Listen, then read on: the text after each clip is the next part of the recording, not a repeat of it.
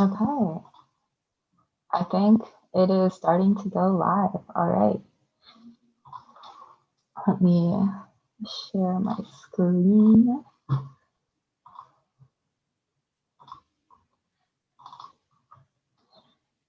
All right. So hopefully people are filing in right now. I cannot see if people are here, unfortunately, but I'm going to assume we have a massive crowd here for you today, Mia. Really excited to have you. If you weren't Hey, here, thank you. yeah.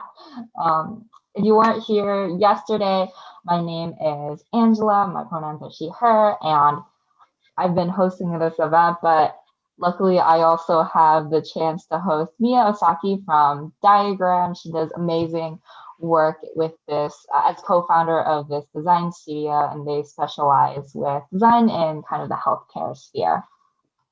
So Mia is going to be with us for about an hour until 10 a.m. CST. She's going to kick it off with a presentation on community and care, and then we're going to do a little Q&A. So if you have any questions, please pop them into the chat. All right, you have reign of the share screen. Great. Can you see my screen okay?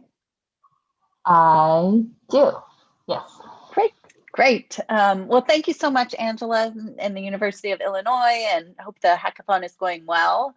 Very, very excited to be here today. My background is in design. So I've been educated and been practicing as an experienced designer my whole career. I've been in healthcare for almost 15 years now, and really dedicated to looking at what the intersection of design can and healthcare can bring to improve care experiences for people. So I'm going to talk today about a topic that we're very, very interested in, which is around how to really co-design with care. And when thinking about working and designing with communities, we really believe that, design can bring new approaches to it. So I'm going to do a really short, this is a little bit of an abbreviated presentation, but it'll give you some background on what we do. My interest has always been in design, care, health, and people, and those are the intersections that Diagram focuses on. Is really looking at, if at the root of it, where we are all people, we all belong to communities. If we don't have our health, that is really at the core of our existence. And in order to support our health, we believe that we need to, increase the care that we have for one another. And we really believe that design can start to connect the dots between how we do this. This is a quote that I love. It came from a conference in Finland called the Nordisk Design Conference a couple of years ago. And it just outlines this idea of care in an interesting definition, that we really need to attend to the continuous work of maintaining and repairing our livable worlds. We're in a global crisis still today. And as we start to roll out of and stretch and say, what does the world look like post-pandemic? I think, this idea of care seems to be one that keeps coming up, that we really need to learn how to repair and restore, and design can play a role in this. So just a little background on me. I am a co-founding partner of Diagram Studio with my business partner, Tina Park. And we've been focused on healthcare for the last 8 years, bringing design methods from early design research to prototyping, and you'll see some of our work in this presentation. I'm also the chair at a School of Visual Arts, a program called Design for Social Innovation, where we look at bringing design into the social impact area. So there's a nice intersection between health and community and social design. And then Tina and I also have a podcast, if you're interested, where we talk about design and we talk about healthcare and business. and bring in special guests. And, you know, what we believe with design and healthcare is that when you look at it from the people who are most impacted, and those for many years had been looking at patients, but you know, also the patients' chosen communities, their families, their loved ones, their caregivers, out to, you know, their physicians, their doctors, their community services, social services. You know, if we start to listen and understand what the value is for them, healthcare can show up in very different ways. And we're really looking at, you know, where can design really push for experiences that people really value and really may have benefit on their final outcomes and their health, improved health and quality of life. And what we're seeing, you know, everywhere now, and I bring this up because it, you know, it's so relevant to the hackathon, but also that the fact that we cannot ignore the tie-in to race, socioeconomic status, to communities that have been underserved, have been ignored, and those needs are rising up every day. And so we've really taken a step back in this pandemic time, as a lot of people have, to say, what about that? And how does that influence our work? And how can we frame our work so we don't do harm, either intentionally or unintentionally? And it's so important in healthcare because there is such risk. You know, we're looking at what people's lives, their livelihood, their you know, ability to participate in you know, our world and our activities. Another thing that's happening now too is, you know, this idea of, we were always looking at the clinic as one space, the home as another. A lot of times our work had been looking at the home situation because there was so much priority put on what happens in the clinic. And then, you know, there is, you know, majority of people are taking care of their health outside of the clinic. In a lot of cases. And so we had always looked at trying to look at these two spaces. And in, you know, over the last year, of course, we are all here and in this space. And it's bringing up some interesting issues of what happens when care and creates has experienced in a new space, which is the virtual space, you know, and what happens when, you know, even things in telehealth. It's a really interesting example of when you're a physician and you can look into someone's home, what about that? And what's your responsibility? And how do we need to train each other and learn how to build new types of relationships so that we can make sure that that dynamic has been designed in the right way. And it's important because care is not just about health. It's not about your data all of the time. It's not about your lab results. There are so many different dimensions that intersect our health and impact our health. Social determinants of health is one way that people talk about this, but you know, it is our, you know, our homes, our education, our livelihoods, our work, our families. This all, you know, comes together to impact our ability to care and to be cared for.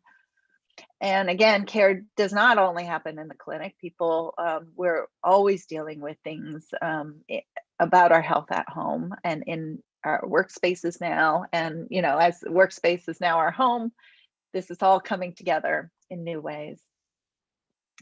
And, you know, designing health exists in a system, and I love this idea of designing in complexity, which comes from an organization called Community Solutions.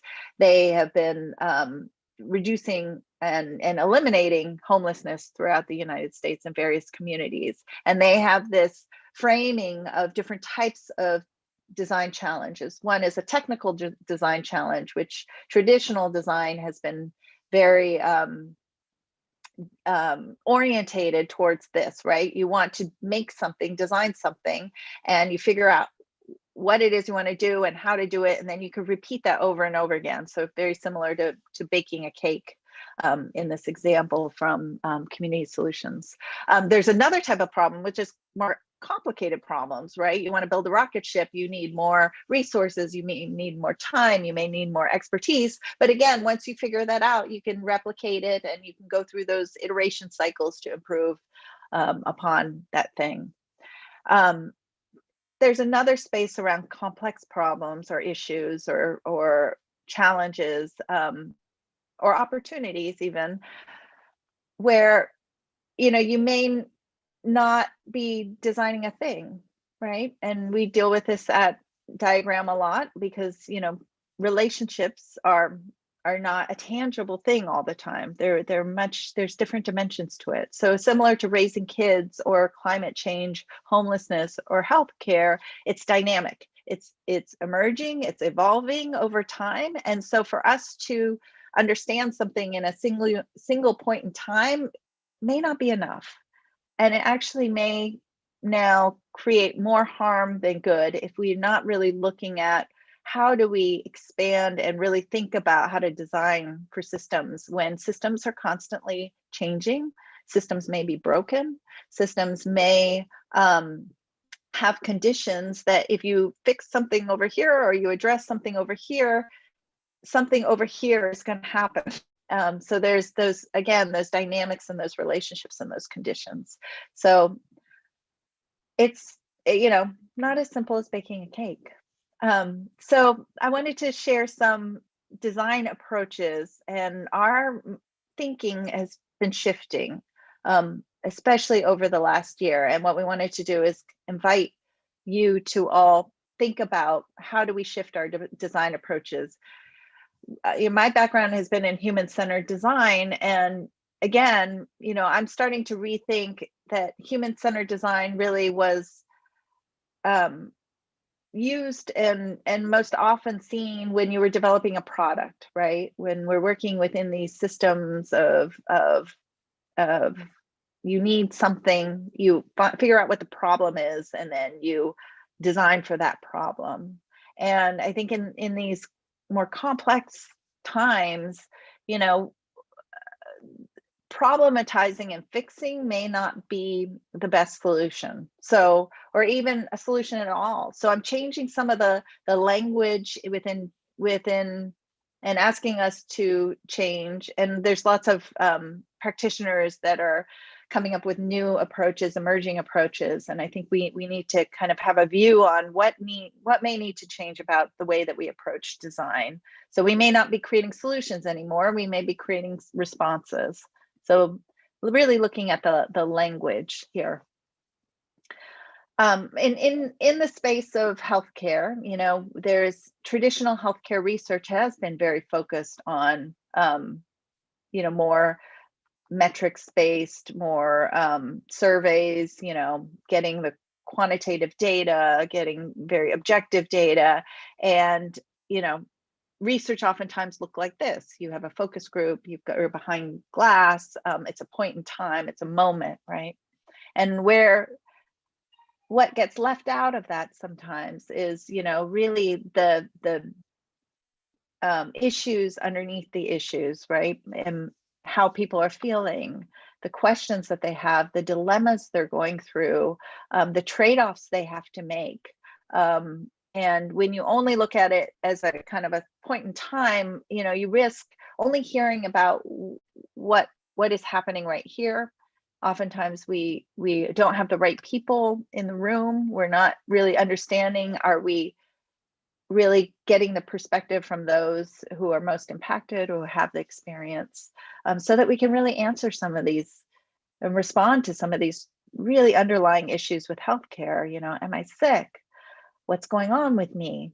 Who's going to help me take care of everything? How much is it going to cost? Is it going to work for me? Is it worth it? Should I keep going? And as we think about the different, these are when you are patient, but if we think about frontline workers, or we think about other healthcare people working in healthcare, there is burnout.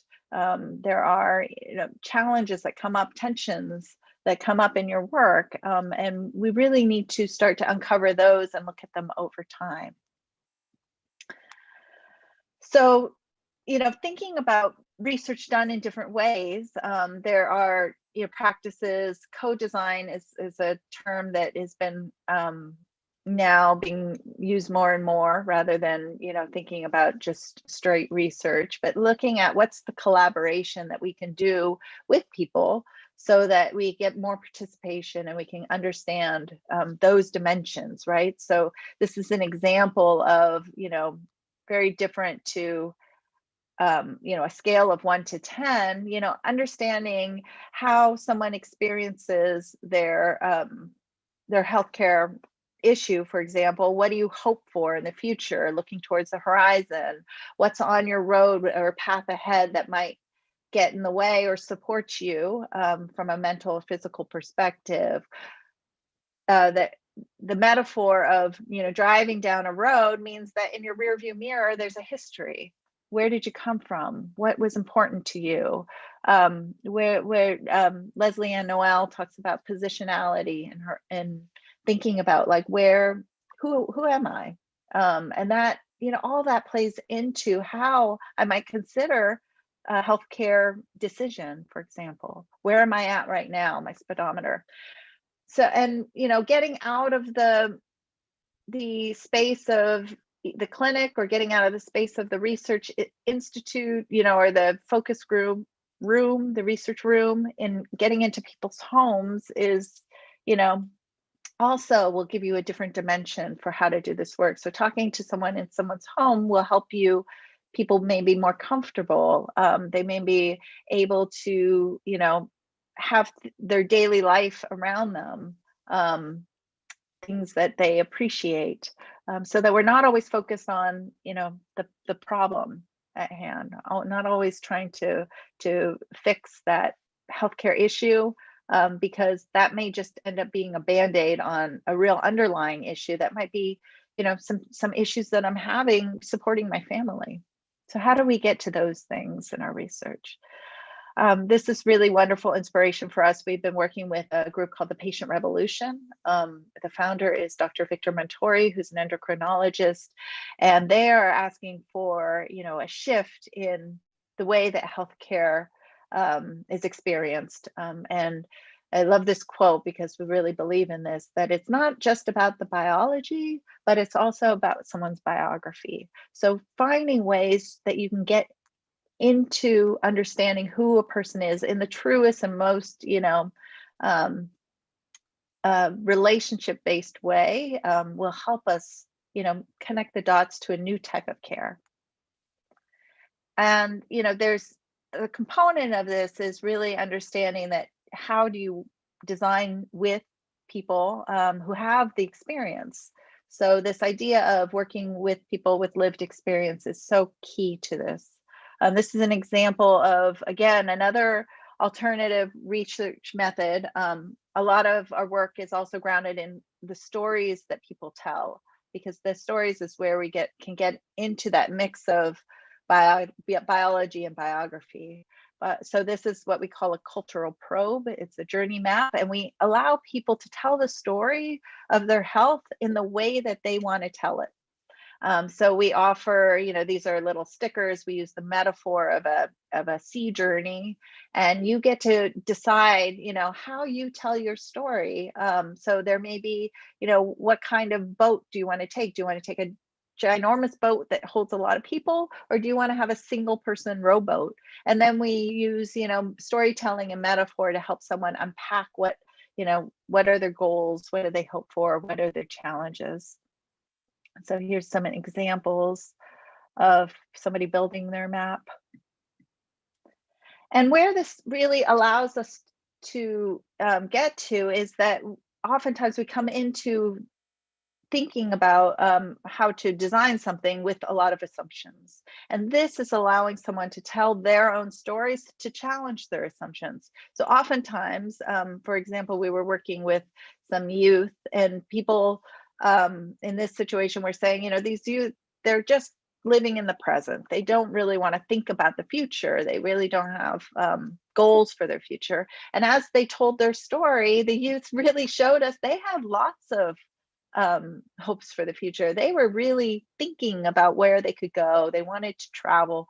They wanted to have, make money and have jobs and live healthy and robust and satisfying and meaningful lives. And so, this is a quote of, really thinking about the design, or expanding even the notion of design. When we start to include those with lived experience, all of a sudden the designer isn't the one that holds that process. The designer is not the inventor. The designer is not the person who goes into research, says, I'll listen to you in this moment, then I'm going to take and be extractive and take that information for myself and design for you. We really need to support in our work and our designs a relationship and build that, build that connection, build it over time, be able to figure out how do we collaborate in more sustainable and meaningful ways with people, so that we're considering both sides of this. I'm just going to wrap up with a couple of examples of people we're collaborating with who are fantastic. If you don't know them, this is the disabled list. Liz Jackson and Alex Haggard are really looking at how do, disability design is so forward thinking. They have are at the kind of emerging practice of where does design need to shift. And so much of their work is, if you don't have a designer, a disabled person as a designer on your team, it's not good enough. If you're not considering accessibility more broadly and looking at people and talking with and working with people who have both visible and invisible disabilities, it's not good enough. So really stretching, like, how do we do this work in a way that is intersectional, that is really reflective of the people who we hope to impact the most. And Liz, this is a quote from Liz: "It's not about fixing us and us being the disabled people. It's about learning from and working with disabled people." So this idea of designing with is really Liz. I learned about this through Liz's work, and it's really impacted us. This is Sloan Leo. Sloan Leo is another one of my collaborators, both at Design for Social Innovation as well as in Diagrams Practice. And Sloan's been looking at community design, which is, comes out of urban planning in New York City, where the idea was that communities could design their own experience. And I think that this is really, really important, that oftentimes we look at a community and we put some distance there and we say, like, what does this community need? What is happening in this community? Rather than really truly engaging with the community and finding ways to facilitate it so that the community can design their own, what they need and what benefits them the most and what they value the most. So there's no design without community, no purpose without justice, from Sloan. And so I'm going to leave you with some practical things. I've really shifted the thinking to say that design is, my thinking to say that design is not a singular process. So what design thinking kind of brought to the space was, this 5-point cycle. You empathize, and then you ideate, and you prototype, and you test, and then you go round and round in these circles. There's lots of different ones for quality improvement. I'm stepping back and saying, what if design is no longer a process that's kind of one size fits all, but it's a practice? And in that practice, because if design is a practice, then we can improve it over time. And out of that, really thinking about the who and the how in your practice. So this is a model that we often used, a diagram, to talk about, what do we do? We, had started with a problem and then researched, and we translated our research, and we co-designed, and then we would oftentimes, have something to implement. And I started to rethink this idea from listening to, and discussing with practitioners like Leslie Ann Noel and Sloan Leo and the disabled list, to say, like, if we don't start with understanding the who who is at the table? Do we have the right people there? Are the right people on our teams? And then how are we going to do this? How are we going to, what's our practice here? That really should be our starting point rather than starting with a problem. So I'm introducing this as kind of a new type of framework. Who are we collaborating with? If we start here, then we will start with people who have the experience, who has the knowledge, who's not being included, who has a role, rather than just saying, they're there, that we have a board, oftentimes like there's a youth board or a patient board, but do they really have, are we giving them some responsibility, and are we working with them in the best ways that we can? Who are the communities we serve? Do we really know this community? Are we really listening? Are we addressing power and finding ways to address the power in the room? The work of Creative Reaction Lab does a lot on power balance and saying, we can't just put people in the room and expect them to collaborate. There needs to be an addressing of people's history and where they came from, and how do we make this more equitable? And then how? So very conscious that in this time of COVID, we've gotten very quick to do things. Everything is so fast, and without really making sure that we're taking time to set things up well, I think we're going to fall into the same trappings again of trying to adopt a process that's one size fits all, because we've got to keep meeting our milestones. So are we allowing time to do things? And in a complex way, things are shifting over time. So you've got to go back and reflect and check, and then, go back in and make sure that nothing, what has changed? What's different now? How are people responding? What forces are at play? Have I done harm in this? And, we're learning and unlearning and then learning again. So, I love this phrase of being comfortable with being uncomfortable. One of my colleagues, Hosan Lee, always talks about this, and this work can be very uncomfortable. So how do we just recognize it and put that into the way that we do this work? This is a chart. You've seen these kind of business model canvases, and what I'm proposing is that we think with a reframing mindset, that we go in and we say, let's challenge our assumptions. Let's see where we're at. Let's put these down and see where we have gaps and where we don't have information, or we may have information that's coming from us, as the design team. Are we really being true to the people that we want to support? So what are my assumptions? What am I going in with? What are the parameters and the constraints around this issue? What's the current context? What's happening? What's the history? Where does this come from? These things don't happen in a vacuum. What's not known or what's not being said? What are my questions? Who is really being impacted? Who's involved? Who's not here? And what is the benefit? And what is the value? And that's really where we start to get into something that people really will engage with. We start to meet, people where they are, will be in a different starting point, is my belief, than starting, at a point of here we are, we're just going to design from here and layer this on top of maybe a system that's broken and not working. So who cares? I always encourage people, we need more design for the health of our communities, our environment, society, all living beings right now. And I'll leave you with this quote from Audre Lorde: the next time ask, what's the worst that will happen? Then push yourself a little further than you dare. And, in these times that are really challenging, we need to keep pushing. We need to not just adopt design as is. We need to keep improving it. So thank you so much. Let's do more. My information's here. You can find us on the web at Diagram Office, diagramoffice.com. And we love to talk about this stuff. So thank you, Angela. That was so wonderful, and I have so many questions.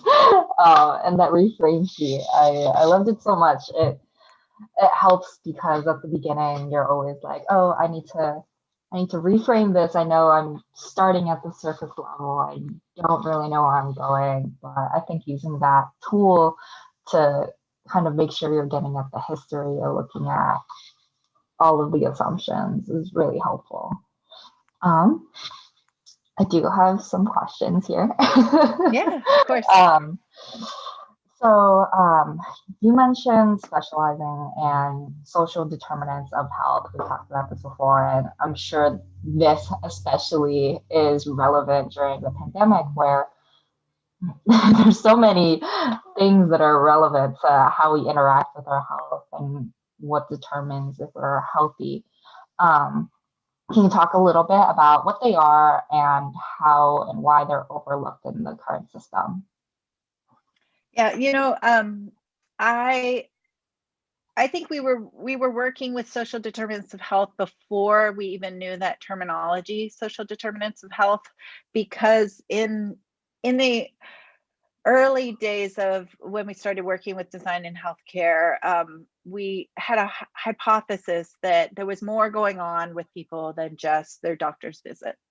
And as we talked to people, we heard things that, for example, we worked in diabetes for a long time. And the emphasis has always been on like checking your blood glucose, getting your numbers. Are your numbers okay?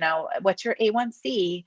And when we talked to people, using some of the methods that I shared, what we were hearing was like, it's hard, right? Like, I am working. I've got kids to take care of. I, can't pay my bills. I, want to do these things. Yet, in my list of priorities of things to do, it may not be my highest priority right now.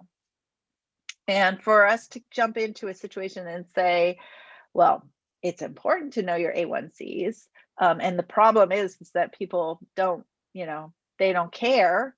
I think, we were just trying to say, like, let's step back and understand what these factors are, and, when you go and you start to talk to people, you realize like, it's not because they don't care. It's because, maybe they don't even understand A1C. There may be a health literacy issue because the terminology that doctors talk about things and the way that people talk about things is really different. So that may not even be a literacy level, although social determinants of health, that's one of the pillars. So social determinants of health, long way around this, are the different dimensions are in someone's community, in someone's environment, in someone's socioeconomic or ethnic background, cultural backgrounds that may come into play. So there are things like financial, economics, social community structures. So where you grew up, what has been available to you based on where you live or how your community is structured. Food and exercise and well-being. So there's these different education, there's different dimensions that make us who we are. And what I think the data has shown us is that I just did a project recently where, we think that clinical care is what keeps people healthy. What the data is showing is that it's these other dimensions that really have an influence on someone's health. So access to healthy foods or the ability to, care for my family has just as much of an impact on my health. And so it's really important. They're very, our systems have been designed to really create more inequities, right? So if you look at like where I live, cities have been designed in a really particular way, and that's why we're seeing, we understand that there are food deserts, that there are communities that have been intentionally designed to exclude, certain services that are available to other communities. It's really unequal. There's a interesting short video called A Tale of Two Zip Codes that a team shared with us recently, which kind of unpacks what the differences are if somebody lives in one zip code versus another, and how that might influence their health. So, I wonder I think if, it's, yeah, yeah. go ahead. Working with, so you work with various types of clients, and when you come across these social determinants, do you have the ability to address some of these systems when you're working with some clients, or are you limited? And how do you navigate that when you don't have the power to change some of these systems? Yeah.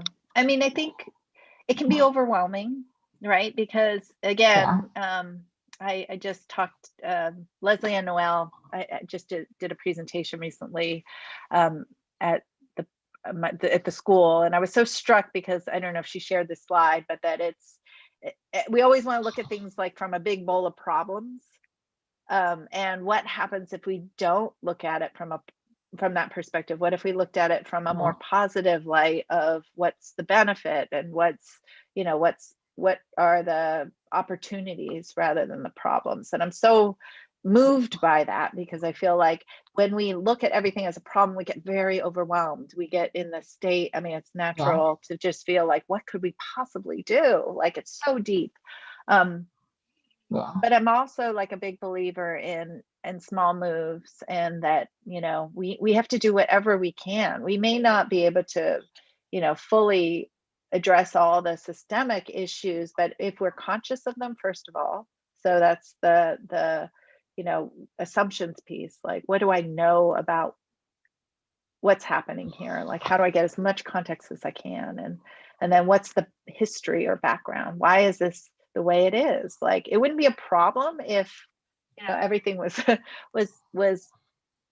okay in the history. So I think we're seeing that a lot in racial injustice right now, and the anti-racism work that's being done is like, we really have to unpack some of this, and it's uncomfortable. So I think, to your question, it's like, if we look at this not as a transactional exercise, like, design is not a checkboxing activity. Talking to and working with people is not a checkboxing activity. It's really about us coming together and working through this all together as a collaboration. I believe that we have more ability to then start to address these really thorny and really oppressive issues. So taking a relationship mindset is I think something that I would love to see more of in design, because it gets transactional very quick, right? You start to say, like, what do I want to do? Did I do it? Yes. Then you move on, right? It's not that simple. I haven't thought on that before, but I also wanted to ask you about your work with the Patient Revolution. How did you decide to become a fellow, and how has that kind of changed the way you do your own work? Oh, we're so lucky. We've worked with Maggie Breslin at the Patient Revolution. She's the director there for a long time. We know her through the School of Visual Arts program. She was one of the early instructors and thesis developers there. So we've had a long-standing relationship with Maggie, and Maggie introduced us to the work that Dr. Montori was doing. He wrote a book called Why We Revolt, which I shared. And everything that was in that book, I was like, this is what we've been trying to do. And we really were like, there's industrialized healthcare really reinforces the health of the institution, right? Reduces risk for the institution, makes money for the institution. Yes, caring for people is a part of it, but are we truly doing what we can to care? And one of my favorite things that Dr. Montori says is, like, we always say we're going to deliver care, or we're going to why do we always look at care as something that we're giving to someone else? Really, it's a verb already. We should just care. And so we we're asked to become fellows. They're starting to develop a clinic, a new clinic that will support careful and kind care. That's their mission. And they're looking to, they've expanded their team to include fellows. So we were very lucky to be asked. And it's an incredible process. It's all co-created with some incredible practitioners and people, designers, people, there's music involved. There's always, just incredible conversations about what could be. And if you don't start, again, you're not starting from like, let's fix healthcare. We're starting from a place of like, what's possible in healthcare. So that's such like a very wholesome reframing. Yeah, and it's easy to. I do say that all the painful things that we went through this summer, with the killing of George Floyd and Breonna Taylor and Black Lives Matter, and the pandemic, like there was so much pain, and a lot of the communities came together and said, we need to just reimagine. Let's take this opportunity to do something different, and we can't build on top of a broken system anymore. So that's, some of the momentum I hope that people, and the spirit that I hope that people will keep pushing, because we don't know, I don't know if we have yet a design approach that fully says, what if we start with possibility? And that's what the patient revolution's doing. It's very exciting. So you can, Cool. if you want to see, developed, I think patient.org. Cool. We had a conversation before this, and you mentioned like when you have patient-centered care and you have all this possibility, you realize that the current system has so much excess. Can you explain that a little bit? I'm just very curious and what that kind of looks like, what that new normal is. Yeah, one of the principles around social design or social, innovation design has been around, really understanding the system and seeing what's there and understanding what conditions have gotten it there, and then what conditions exist, you might call them factors or forces, so that you can make the most of them. And a lot of times, if we think about healthcare, there's a lot of services that people have developed, and what's missing is how they're woven together, or what the connection is, or bringing it together in a way that, again, sometimes we just fall into assumptions and say, well, if we put these two things together, it's going to be great because that's what people asked for, but there's a lot more work and nuancing that has to be done in there. There's a really great writer named Nicole Cardoza. She writes a daily newsletter called the Anti-Racism Daily, and one of the things that she talks about is and she also has a yoga program that she brought into schools during COVID. She talks about the abundance of care, and that, it's a reframing to say, like, let's not look at what's missing, like, oh, we don't have enough of this, or, oh, this isn't happening here. But she's taken it from the other side and said, if we look at it from what do we have, is there a lot of, and then try to figure out how to connect the dots. Again, it may get you somewhere completely different.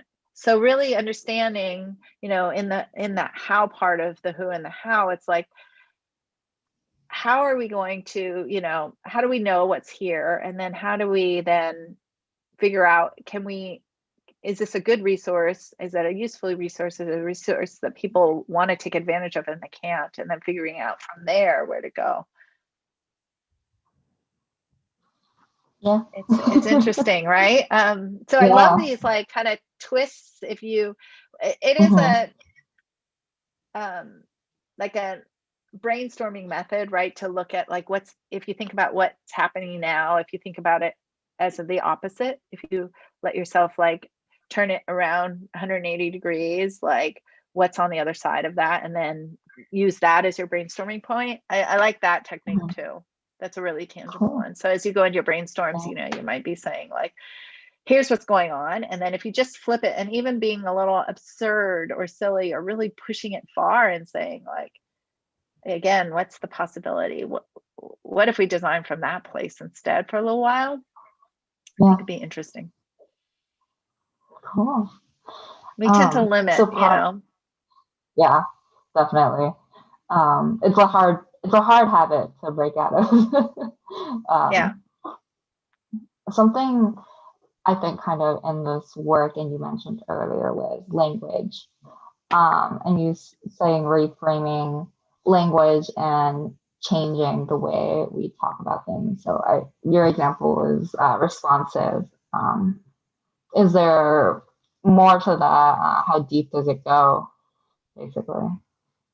Yeah, I took out the slide. I should have shown it, but in this idea of, you know, one that I've moved away from is this idea of skills, and really looking at, as if we take a relational lens, we need capabilities. Like our skills will get outdated, and over time, you know, we get new tools, so the skills that we learn will have to get adapted, and that's just natural. You'll have to relearn skills, but capabilities last, I believe. Like capabilities in leadership, in you know, understanding, in visualizing the invisible. Those are like almost like superpowers, if sometimes people call them, you know, and you build them up in yourself, and you can improve them, of course, but they're kind of core to how you approach things. So, you know, again, moving from process to practice, moving from skills to capabilities, moving from things to systems. You know, I think will get us somewhere different if we start to shift some of that language.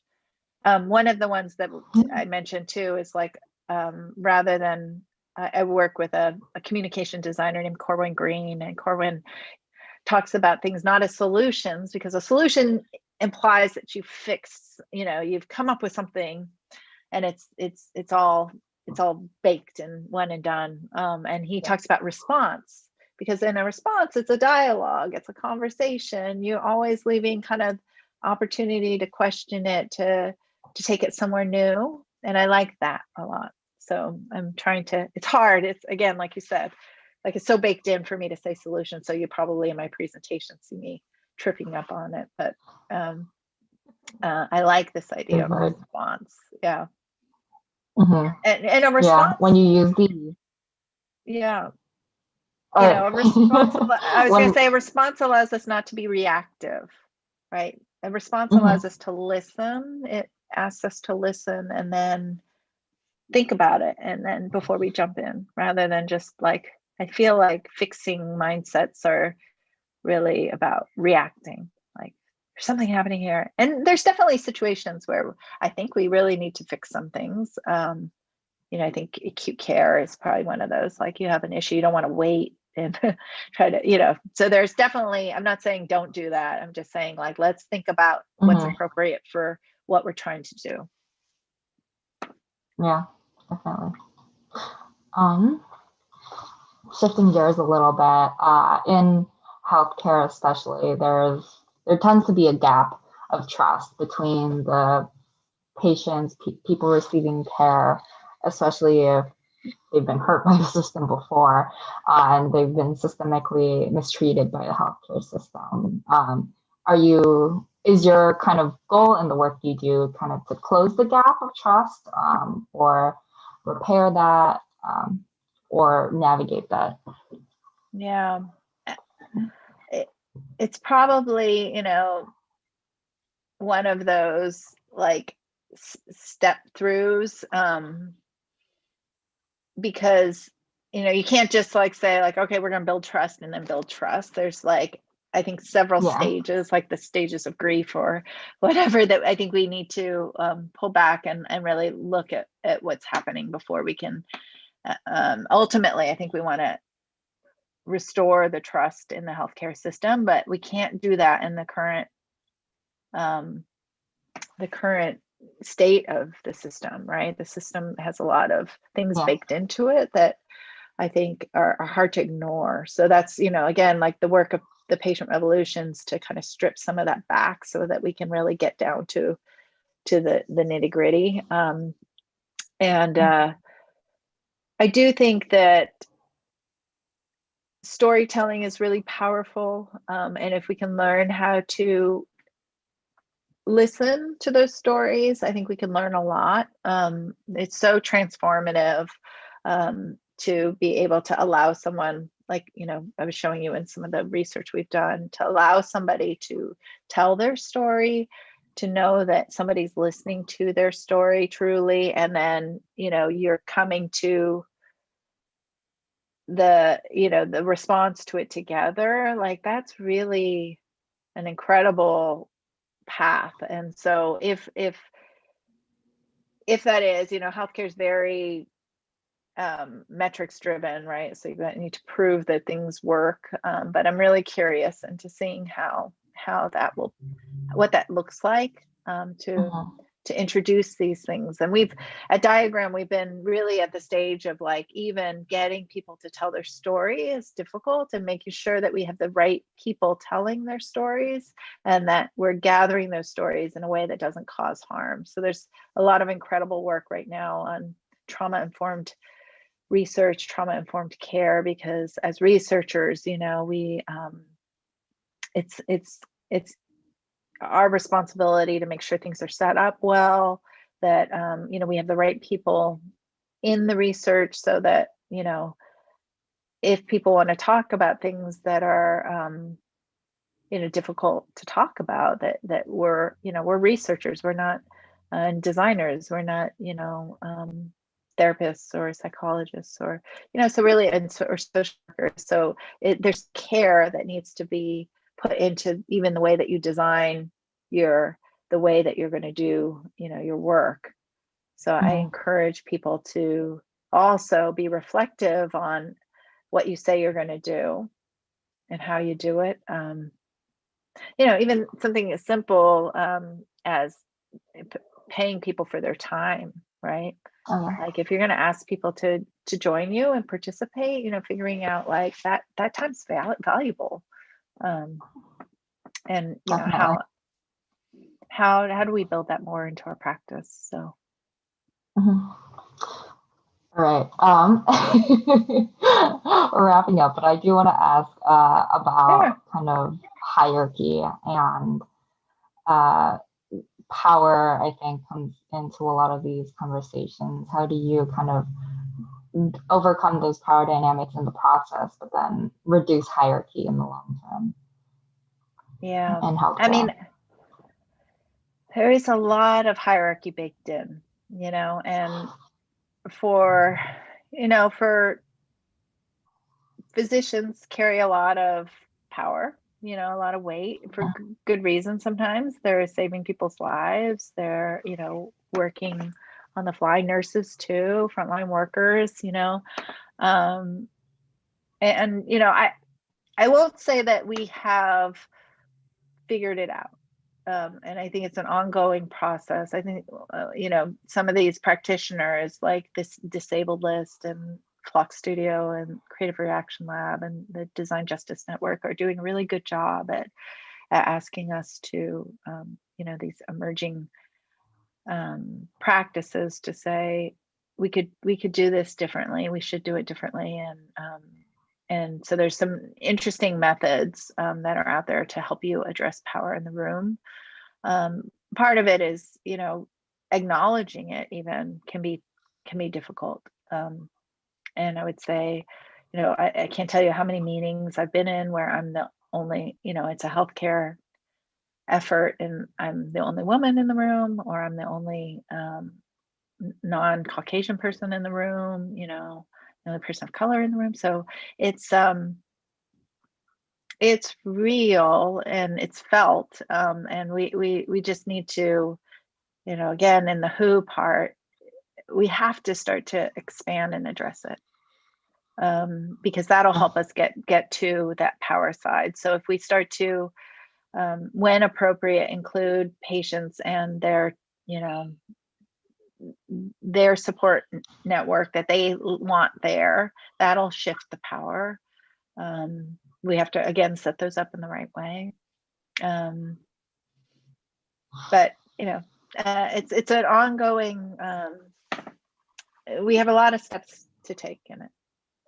But I encourage people, Definitely. like, I'm very interested in figuring out, you know, especially on the practitioner side, you know, how to facilitate that a little bit more. And we get, you know, when we're in our day-to-day, it's very easy. It's hard to step back from that and say, oh, I've got to acknowledge power in the room, you know. So it's, you know, again, I think it needs to happen. And I'm really excited to see some of this work progress and be brought into new spaces.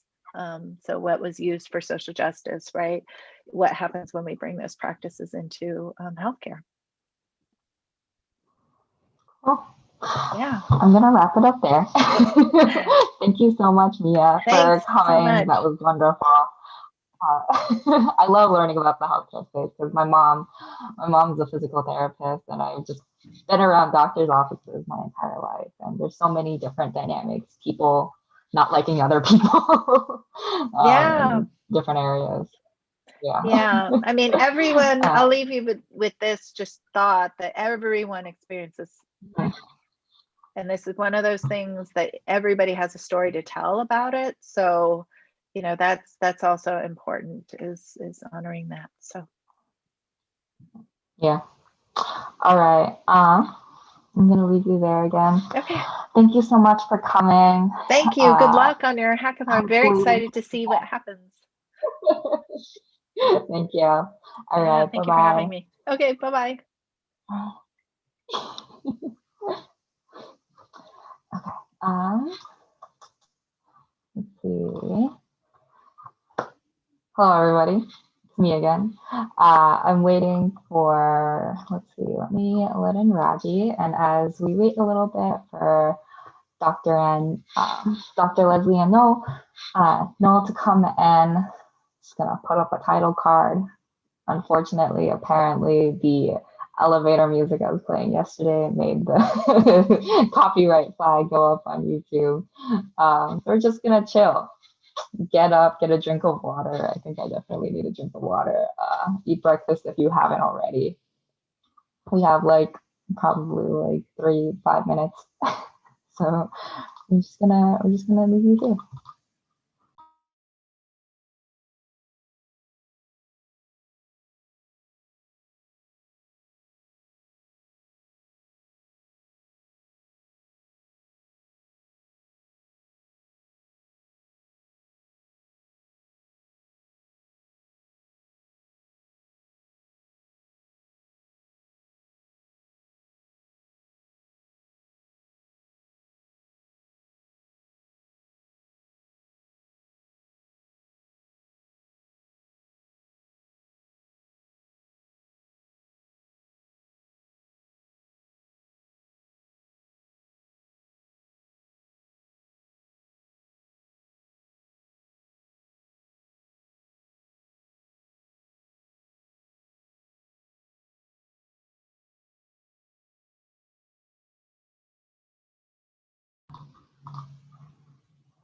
Hello.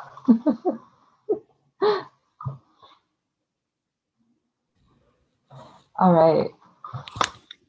Hi. Hi. I'm so excited to have you.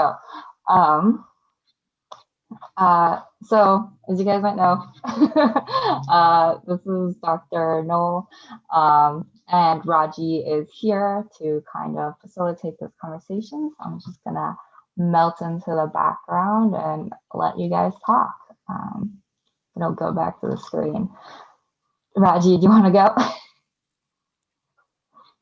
Oh, thank you so much, Angela. Sorry, that took me a second. Hi, everyone. It's really nice to be here.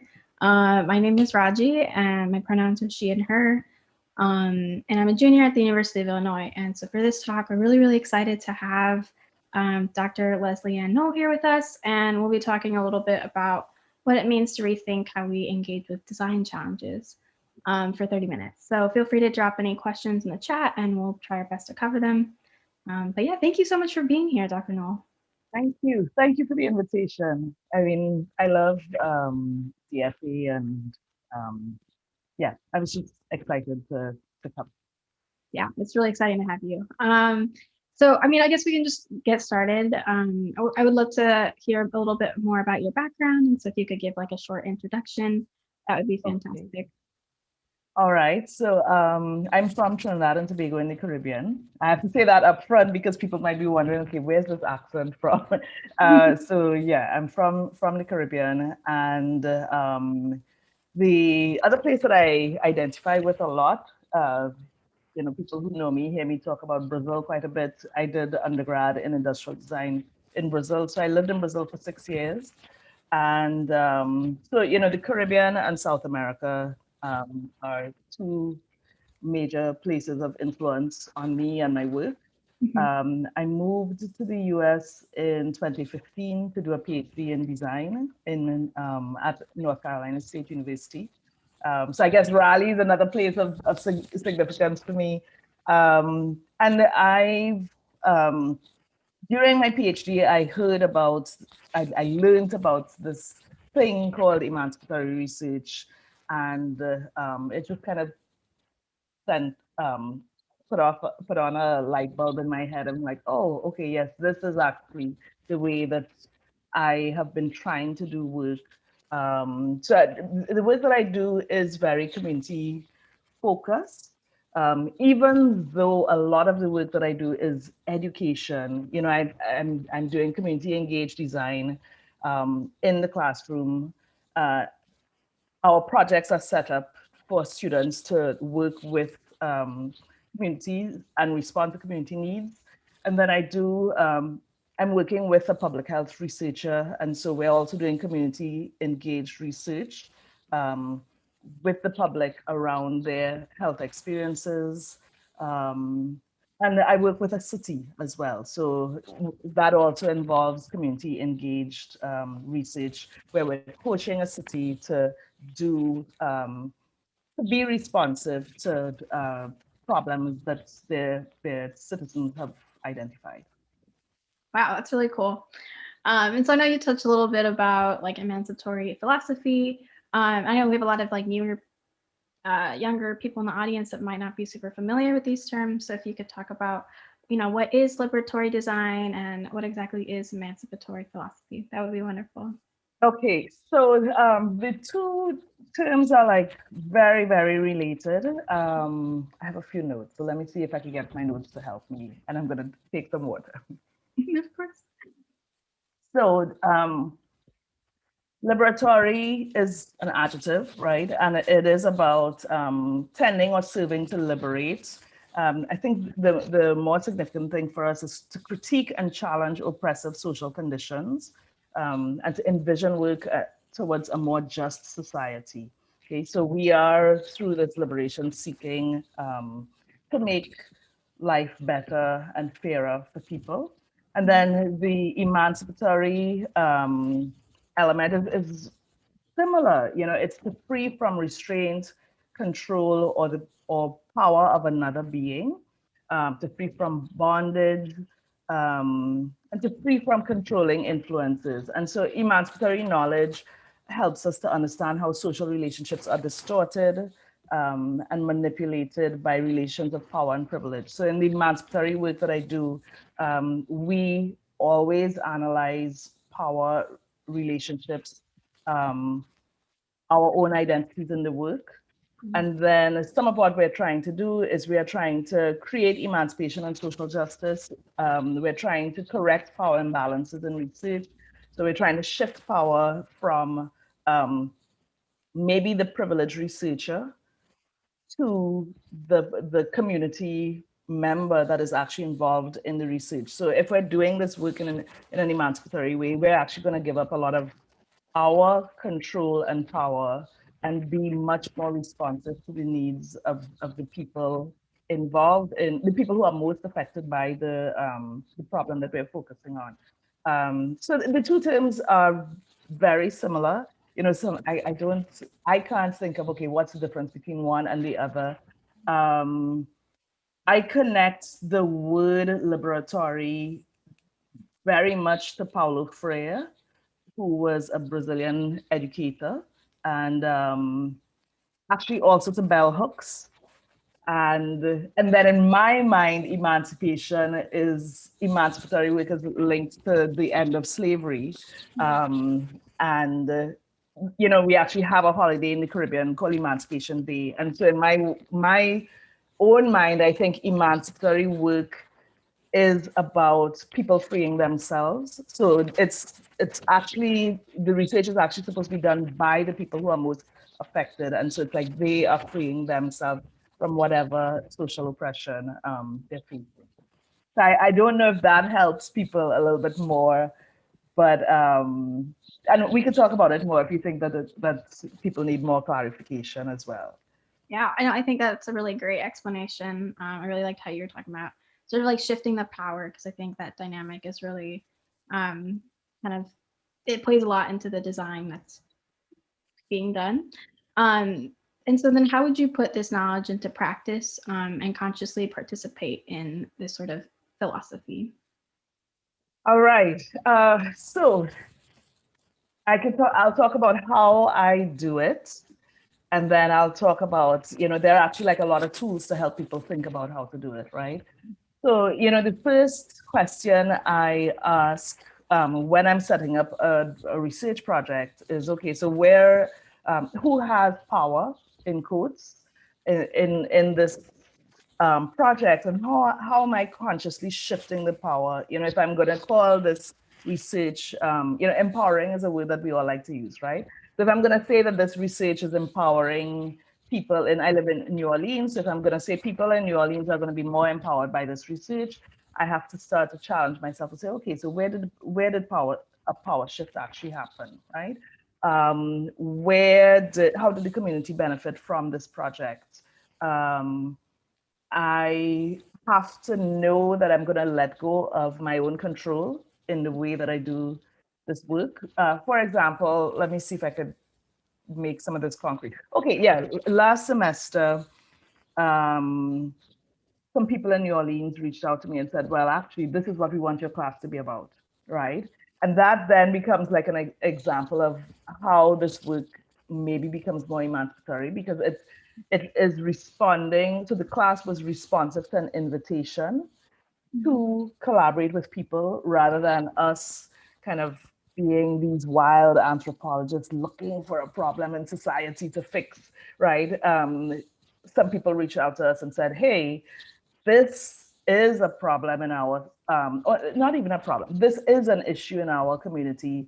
And the way they reached out was actually quite funny, because they said, you people from that university are always coming in and researching us, but here, this is actually what we want you to focus on this semester, right? And so that then shows how there was this shift where they determined what the topic would be. And then how the class was designed. The class had 5 different phases as we took students through the design process. And then someone from this community group came into class, even though it was virtual, they came into class at least once during each phase. The students had to have a touch point with people from New Orleans at each phase. If we weren't remote, we would have tried harder to actually make the project even more emancipatory, and we would have gone into you know, like their space, you know, brought a lot of people together to do some brainstorming about the solutions and whatnot. But we were also kind of managing the chaos of COVID. So that was the way that we were able to set up the project, where there were these 5 touch points and people came in and worked with us along the way. So, you know, like, as we're doing this work in a more emancipatory way, we have to think about, okay, where is the invitation coming from? Who is is this research about us as researchers and designers, or is it about the community that we're working with? How are we going to build trust with people so that people will get to a place where they will really share with us? Are we the right people even to do this work? And how can we become, how can the fit become better, right? How are we going to have more inclusive conversations so that people who are affected are really involved? And you know, I might be starting to repeat myself a little bit, but as I said, there are some tips, some toolkits, like there is the Liberatory Design Toolkit was just relaunched. I'm gonna hold it up and I'm sure, let's see, okay, you can actually see it. And I don't know if you were able to see it, but for me, this is like, I'm giving them a huge plug here. This is like the best design resource ever. And I'll put the link in the chat because it's so clear about how do you break your own biases and your own ways of thinking, you know, and it gives like really clear guidelines on how to do work in a liberatory way. So things like recognizing exclusion, seeking collaboration, learning to see oppression. That's something that we also do in our classes, where we try to see the system. As designers, we tend to focus on individual solutions, but we also have to understand that there's a big system that is promoting oppression, you know, and kind of like, where does this one problem that we're focusing on fall within that entire system? And so the Liberatory Design Toolkit has some steps to help people with that. And then there's another toolkit that's a little bit maybe less well known. It's a model of care toolkit, which helps people do co-design in a way that is focused on care. So it's then bringing in concepts from social work and, you know, other forms of practice, and saying then, as designers, again, are we, again, things like, are we building relationships? Are we establishing trust? Are we having difficult conversations with people? You know, so like, I think these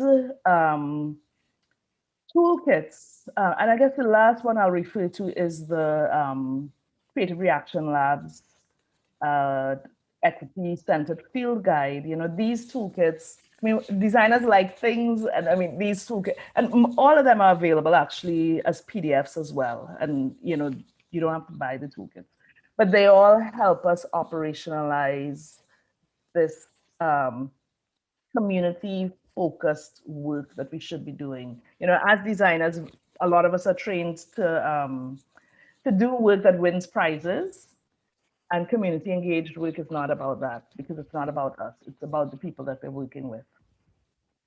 Yeah, that's a really good way to end that. But yeah, I really like, yeah, thank you so much for the resources. I'm sure we'll be sending them out in the email to everyone. But you're talking a lot about like these checklists and these questions to ask yourself as you go through it. And I think as college students, we really struggle with that sometimes because we don't always know the answer. And so just as college students, we're already afforded certain privileges, and we come into the classroom or studio with like certain biases. And so how do we like consider that context of our positionality actively while designing, while trying to be participating in this sort of emancipatory philosophy? Yeah, so I ask my students at the start of every class to do, well, every project, we do the positionality wheel, which is another resource that I created, where it's a resource with like 12 circles, and the circles touch on an element of our identities. And, you know, there are parts of our identities that we don't have to think about. And doing, you know, this reflection on positionality kind of forces us to think about things that we had forgotten to exist, you know. So like, it includes things like race. Well, if you are a person of color, you think about race all the time, right?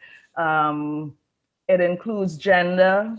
if you're a woman, you probably think about gender a lot, right? Or if you are non-male, you probably think about gender more than men do. What else does it include? It includes things like language, because if you're an English speaker, you are not generally not thinking about how language excludes people, right? So there are these 12 elements of the identity that we talk about at the start of each class or each project. And that's one way of us helping to bring positionality into the design project. I'm trying to make sure that I'm on track, right? So we're thinking about our privileges. So that helps us to see, reflecting on positionality helps us to reflect on where we have similarities and differences within the team, as well as with the people that we are working with, and that helps us to understand how to then engage with the people as we see these similarities and differences. And they can both be strong points and weak points, right? These elements of our identity. Then another thing that we do, I don't do it in every single project, but I try to do it often, is that we try to mind map people's biases, or I'll phrase it in a different way. What do we all think about this problem area before we start the problem, before we even start doing any research? So, my students have been working on good health and well-being as the main theme for 2 semesters. And so we start off saying, well, okay, what do we think good health and well-being means? We try to really talk through so that we could uncover how people feel about things. And then we could see, as we do our research, were our biases correct or incorrect? At least we know where our starting point was, and then we could see how are we shifting the starting point along the way, and then we have to go into this work, in emancipatory work, we have to know that there are multiple truths. So the way that I think about something could be my truth, but I have to be open to listening to somebody else and hearing their truth, and even be willing to maybe shift what I thought was the truth before, right? But the key thing is that there is no one truth, and we need multiple perspectives to solve these problems that we're working on. So, between the mind mapping of biases and declaring people's positionality, these are ways that students could think about, their privilege and how it affects the work that they do as designers as they start the project. Yeah, I think those are really important things to keep in mind. And I know that you were also working on something really cool called the Designer's Critical Alphabet when kind of introducing that to college students. So if you wanted to talk a little bit about that, I know everyone would really love to hear about it. Yeah, and I'll give you a little bit of the backstory. So the Designer's Critical Alphabet actually started with 3 cards, and I made those 3 cards immediately, like after one design class in particular that I was teaching, where I thought that the students really were focusing on a kind of homogenous population. I wasn't seeing the kind of variety in their users of focus that I was hoping to find, right? So like all of them were choosing the same demographic, or it wasn't the same demographic, but very similar demographics to solve a problem for, right? And then I kept thinking about it. I'm like, wow, if I was living in California at the time, and I'm thinking, well, if everybody in Silicon Valley only decides to solve problems for one demographic, the rest of us are in trouble, right?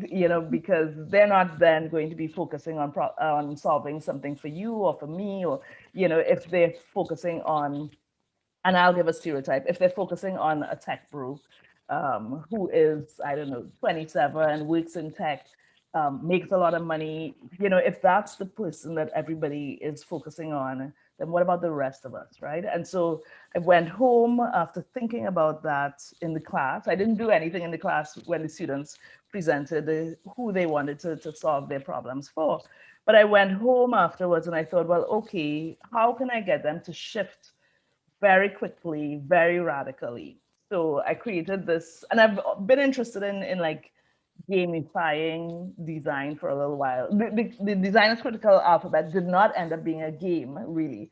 But I thought, okay, can I play a game with the students in the next class where I drop a card on the table and they now have to shift their project to focus on this new card, right? And so the first three cards were actually the feminist theory card that's still in the deck today. That was one of the first cards.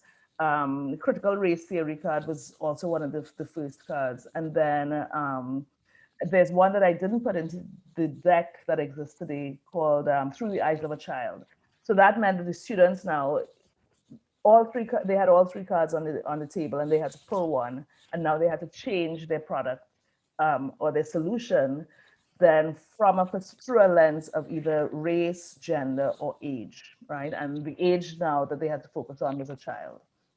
And I thought that project or that exercise provoked some interesting discussion in the classroom. There was actually one group that pulled the card about race, and listening to their conversation, again, as a person of color, as a Black woman, listening to their conversation, I was like, wow, because there was one person in the group who kept saying, well, nothing is going to change. And then I thought, well, maybe will anything change? And sometimes nothing will change, when we change the user, but we do have to think about that. We have to think more deeply as we create these solutions that we create, right? And so after that class ended, after the quarter ended, I just continued reading and listening to conversations and writing down terms that I thought could go into, that could build out an alphabet. I started to see that an alphabet was being formed, as I wrote down all of these terms, and then I put everything together to create the deck, right? And so the deck is, I think of the deck as a tool for reflection and a way to introduce people to new vocabulary. It's almost like the idea of tapas, where they're just getting a little taste of something. And then hopefully this little taste of a new theory, of a new concept will get them to think more and seek more information elsewhere, So like one person once said to me, but how can you reduce feminist theory, or how can you reduce critical race theory to 3 lines? And I'm not trying to present all of critical race theory or feminist theory, but in our design education, we generally don't learn about critical theory. And so the idea of the deck is to just lightly introduce these concepts that maybe we would be introduced to if we were in social sciences or in another area in the university, but we don't know these terms very often in design. So it was, how could I introduce these in a very light way with a question afterwards that really make it specific then to design.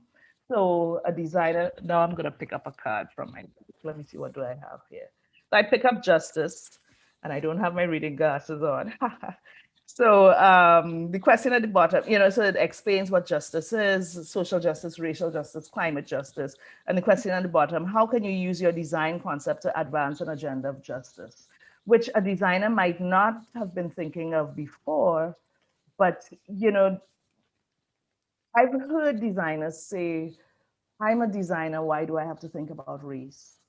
Or I'm a designer, why do I have to think about language? Because like there's a card that talks about linguistic hegemony, right? And the thing is, we do have to think about these things because we are creating solutions that are going to be used by many different people.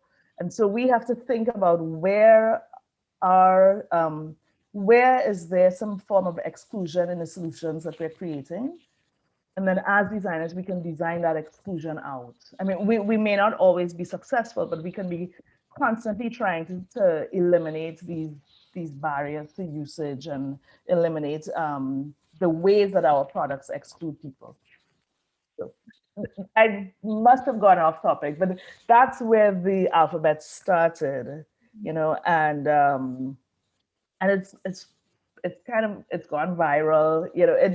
And another like interesting anecdote related to the alphabet is that I only put it on Etsy so that another colleague of mine could buy it, and that colleague was like far away, and you know, it's it's been a dirty prototype. I've never tried to make it perfect. Um, and I've been very responsive to feedback from people. You know, people send me messages on Instagram and Twitter, and you know, so the alphabet has been tweaked quite a few times since then, and it's still going to change. You know, like the next version will be people who buy the next set are going to see that there's one little change that's going to come as well. Oh, looking forward to seeing that then. But yeah, I really enjoy what you're saying about like how to like gamify design, because I think that it's really key in kind of getting new audiences and getting them more comfortable with design in a different way. So that, yeah, I really love what you did with the Designer's Critical Alphabet. Thank you. Yeah, and so as young designers, we often like stumble into picking effective projects and creating the least harm, you know, while on the journey of building our designer skill set. So what do you think is the important to keep in mind while developing projects, and how do we go about that process in a very like authentic manner? So if we remember that, you know, as designers, we're very focused on outcomes, and other people are focused on outcomes too. But as we do like community engaged work, and this kind of social work that we're doing, we have to remember that it's about the relationship. And so we have to spend a lot of time building relationships with people to do this work well, right? So that we can do empathy work with people that is really empathetic, because a lot of people do work, they say that it's empathy work, but it's there's no empathy in it, you know.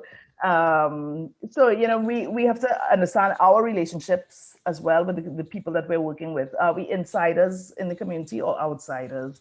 How closely are we, how close in proximity are we to the people who are most affected by the problem that we want to focus on?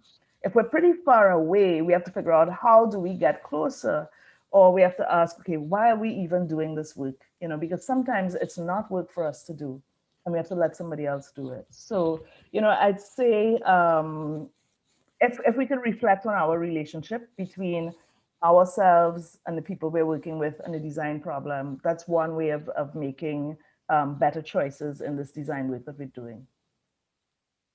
Yeah, that's really interesting. I think we like, you said something once about we need to stop thinking about things that like look like a big bowl of problems, and kind of just like narrow down. I think that is really, really interesting. Yeah, and so I think we're like almost coming up on 30 minutes, but kind of just like a wrap up question. What do you think is the most important lesson that you believe students should keep in mind while designing? Oh boy. I'll give you a couple. I'm looking at the time, but it's not about us. You know, and I studied design in the 90s, and it really seemed it was a big ego trip. And I'm happy to see where we are in design now, that at least where I'm placed now in this kind of social innovation space, the designers recognize, okay, actually it's not about us, right? And it is about the people that we are serving. And then another thing to remember is that the people that we're working on, not working on, oh my God, I don't believe it. The people we're working with have multi-dimensional lives that we have to respect. So, you know, it's not all about problems, it's also about joy, you know, people's fears, hopes, dreams. And so again, if we come back to that empathy work, as we do this empathy work, we have to figure out how are we understanding these people in a really multifaceted way. And then if we aren't only focusing on problems, we might actually find that the solutions that we want to help facilitate are tied to people's joys and happiness and, you know, their hopes and all of that. And so we might get better solutions if we're not only looking at things as problems. And so, you know, So the message around that is to remember that people have really multifaceted lives that we have to try to understand for us to work better with them. All right, thank you so much for your time. This was fantastic, like hearing from you, and I think everyone probably has learned a lot. And so thank you so much for being here. And I hope you have a great rest of your day. Thank you. Thank you so much for the invitation, and I hope you have a great day too. Thank you.